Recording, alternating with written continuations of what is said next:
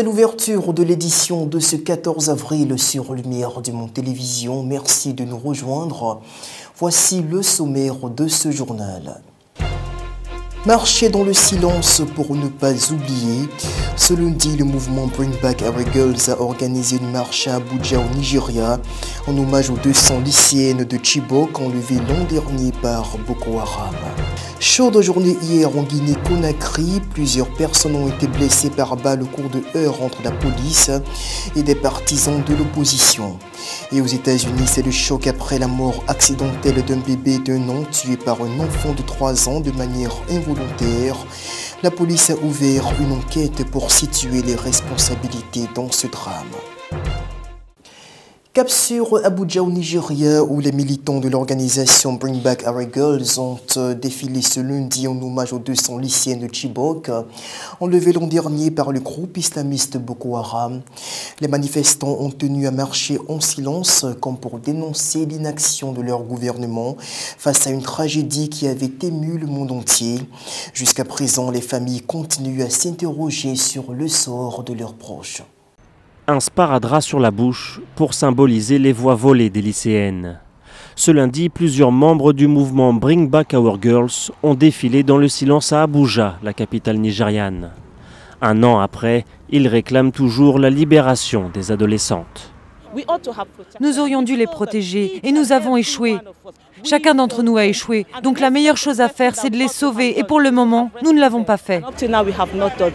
Le 14 avril 2014, le groupe islamiste Boko Haram attaque un lycée de Chibok dans l'état de Borno, au nord-est du Nigeria. Une région connue pour être le fief de l'organisation. 276 adolescentes entre 12 et 17 ans sont kidnappées, mais 57 d'entre elles parviennent à s'échapper dans les heures qui suivent le rapt. Plusieurs semaines après l'enlèvement, le chef de Boko Haram revendique le kidnapping et annonce notamment qu'il veut vendre les jeunes filles comme esclaves. La sœur d'une des lycéennes de Chibok n'a plus eu de nouvelles depuis la veille de l'enlèvement. La dernière fois que je l'ai appelée, elle m'a dit qu'elle viendrait chez moi après ses devoirs. Avant, on avait l'habitude de manger ensemble, mais maintenant, elle n'est plus là. L'enlèvement a provoqué une vague d'indignation au Nigeria et dans le monde entier. Des personnalités politiques, Michelle Obama, des acteurs ou encore Malala, la jeune lauréate du prix Nobel de la paix, ont rejoint la campagne Bring Back Our Girls. Le nouveau président fraîchement élu, Muhammadu Buhari, a fait de la lutte contre Boko Haram la priorité de son mandat. Mais pour le moment, 219 adolescentes sont toujours portées disparues. Et ce, malgré la reconquête de plusieurs villes aux mains des djihadistes dans l'extrême nord du Nigeria. En Guinée-Conakry, la capitale a été le théâtre ce lundi de heurts entre des partisans de l'opposition et les forces de l'ordre. Les manifestants répondaient à un mot d'ordre des leaders de l'opposition appelant à manifester contre la modification du calendrier électoral. L'on dénombre plusieurs blessés par balle au terme de ces échauffourées.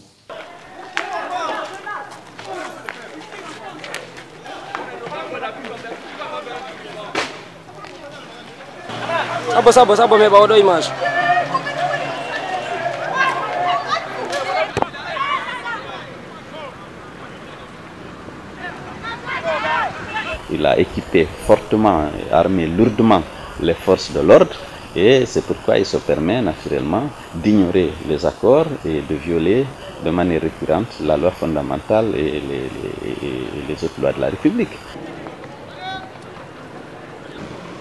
Ce sera sans doute un plébiscite pour le président sortant du Soudan, Omar el-Béchir. Le chef de l'État soudanais est assuré de l'emporter lors des élections générales qui ont cours jusqu'à demain mercredi. Le scrutin a été boycotté par les grands partis d'opposition alors que les 15 autres prétendants n'ont visiblement aucune chance de s'imposer. Le point dans ce reportage. Comme des millions de Soudanais, le président sortant glisse son bulletin de vote dans l'urne. Mais pour autant, aucun suspense. Après 25 ans au pouvoir, Omar el-Béchir devrait être réélu une nouvelle fois à la tête du pays. Face à lui, 15 candidats peu connus sans aucune chance de remporter le scrutin. Comme en 2010, les grands partis de l'opposition, eux, ont décidé de boycotter l'élection. S'ils ne veulent pas qu'El-Béchir gagne, ils devraient se déplacer et venir voter. Ce n'est pas la peine de contester tout en restant chez soi. Cela ne sert à rien si après on ne participe pas. Ils sont 13 millions d'électeurs soudanais à être appelés aux urnes pour ces élections générales. Le premier scrutin depuis la partition du pays il y a 4 ans. Je suis content aujourd'hui d'exercer mon droit constitutionnel avec ce scrutin. Un scrutin sur fond d'instabilité. Au Darfour s'affrontent depuis 12 ans armées régulières et rebelles. Des violences qui ont déjà fait 300 000 morts et 2,5 millions de déplacés. En plus du Darfour, le Kordofan Sud et le Nil Bleu sont le théâtre d'affrontements. Dans ces États, les rebelles l'ont promis, ils perturberont le vote. Autre difficulté, une économie qui tourne au ralenti. Le pays a perdu les 3/4 de ses ressources pétrolières depuis la sécession du Sud. Et un isolement grandissant du Soudan. Depuis 2009, Omar El-Béchir est réclamé par la Cour pénale internationale pour crimes contre l'humanité et génocide au Darfour. L'actualité en Israël à présent avec cette exposition organisée au mémorial de Yad Vashem à l'occasion de la journée du souvenir de la Shoah. Dès le 15 avril, donc, les visiteurs pourront retremper dans l'histoire tragique de 1,5 million d'enfants juifs tués lors de l'Holocauste au cours de l'exposition des étoiles sans paradis. Cette exposition a pour but de présenter le monde des enfants. Nous n'allons pas montrer les atrocités, pas du tout.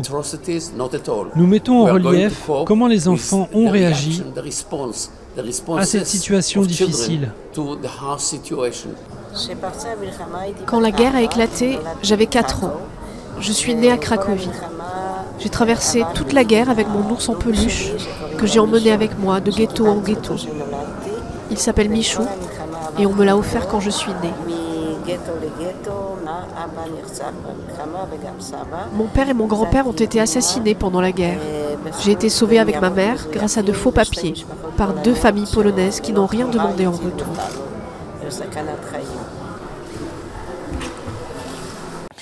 Et voici un reportage qui nous montre que l'humanité n'a pas de frontières. Dans la ville d'Ashkelon, en territoire israélien, l'hôpital Barzilai accueille chaque jour des enfants palestiniens en provenance de Gaza. Il faut dire que dans cet hôpital, l'origine arabe ou juive des patients importe peu.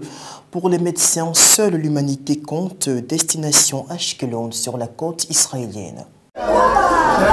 Il y a des moments qui se passent de commentaires.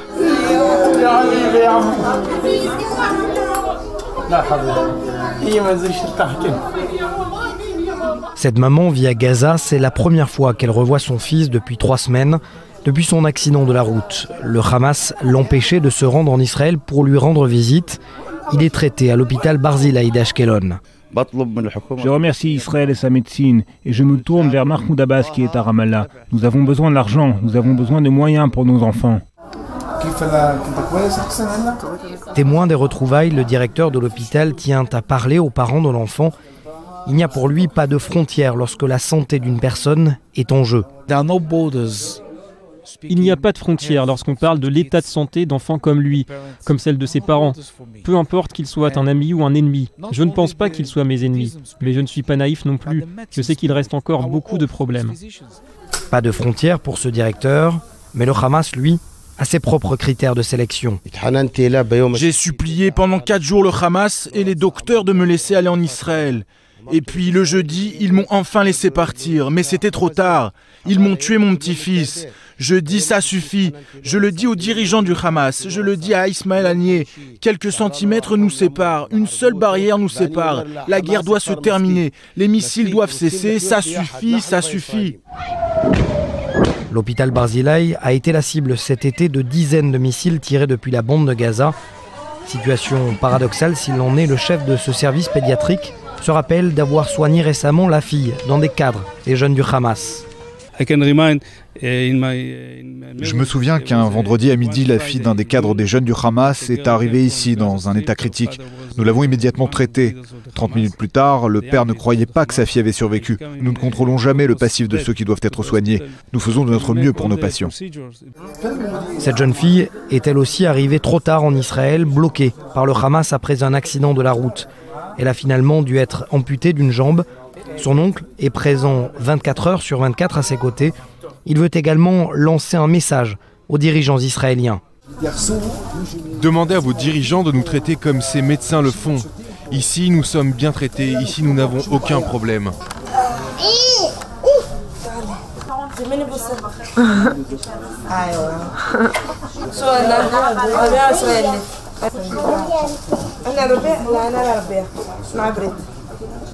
En Irak, l'armée a annoncé avoir repris le contrôle de la raffinerie de Baïdji dans le nord du pays. Après 2 jours d'intenses affrontements avec le groupe État islamique, le site avait été la cible d'une attaque djihadiste ce week-end. La raffinerie avait déjà été occupée durant 5 mois l'an dernier par les islamistes. Les forces irakiennes auraient repris le contrôle de la raffinerie de Baïdji après l'attaque de 3 kamikazes samedi et de violents combats illustrés par ces images de l'EI. Une vingtaine de djihadistes auraient été tués. L'armée irakienne aurait donc mis 2 jours pour reprendre le contrôle des entrées et sécuriser l'ensemble du site. La raffinerie a déjà été assiégée par le groupe État islamique pendant 5 mois et ce n'est qu'en novembre dernier, avec le soutien des frappes de la coalition internationale, que les Irakiens ont pu remettre la main sur ce site d'une vingtaine de kilomètres carrés. Cette tentative samedi laisse penser à certains responsables locaux de la province d'Anbar que l'EI cherche à détourner l'attention avec l'attaque de Baïdji et que leur véritable objectif est de prendre des villes de la province d'Anbar comme Ramadi. Et on reparle du drame de l'immigration avec cette vague de sauvetage effectuée par la marine italienne au large de la Méditerranée. 5600 migrants ont été secourus en 4 jours alors que 9 corps sans vie ont été repêchés par les gardes-côtes italiens. Regardez. Les gardes-côtes italiens ont repêché les corps de 9 naufragés au large de la Libye. Un total de plus de 5600 migrants naufragés ont été secourus en 4 jours par la marine italienne au large de la Sicile. Au cours du premier trimestre, quelques 480 migrants sont morts en Méditerranée contre moins de 50 au premier trimestre 2014. Sur l'ensemble de l'année 2014, on estime que 3500 personnes se sont noyées en tentant la traversée de la Méditerranée et que plus de 170 000 autres ont réussi à atteindre les côtes italiennes. Réunion sommet hier entre les ministres des Affaires étrangères de l'Allemagne, de la France, de la Russie et de l'Ukraine. Les 4 hommes ont pris rendez-vous à Berlin en vue de plancher sur la suite de l'application de l'accord de Minsk II pour mettre un terme au combat dans l'est de l'Ukraine. Lors de cette rencontre, les ministres ont réaffirmé le caractère incontournable de l'accord signé le 11 février dernier. Il n'y a pas d'alternative aux accords de Minsk pour mettre fin au conflit dans l'est de l'Ukraine. C'est le message que les chefs des diplomaties françaises, allemandes, russes et ukrainiennes ont martelé hier à Berlin. 8 semaines après la signature des accords, le cessez-le-feu reste fragile entre séparatistes et garde nationale. Qu'importe pour le ministre allemand des Affaires étrangères. Si les étapes du processus de Minsk ne sont pas respectées, l'accord risque d'être remis en cause, a insisté Frank-Walter Steinmeier. Toutes les parties ont donc souligné qu'il était important d'éviter à tout prix de faire échouer cet accord.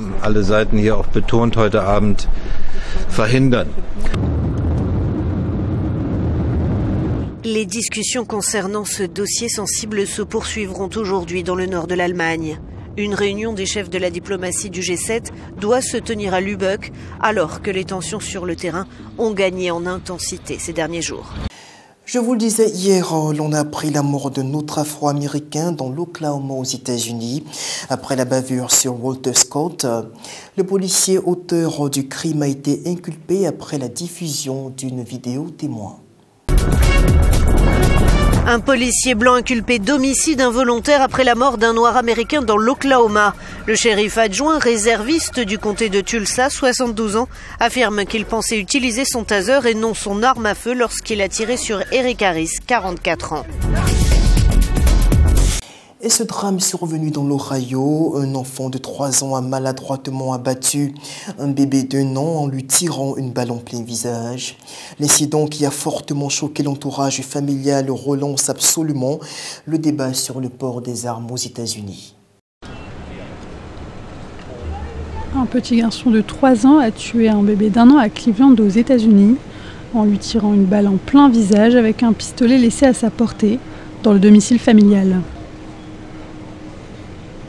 I mean, it's sad. My opinion is, why is there a gun in the house? Les enquêteurs tentent de déterminer d'où venaient l'arme laissée sans surveillance dans la maison de cette ville de l'Ohio.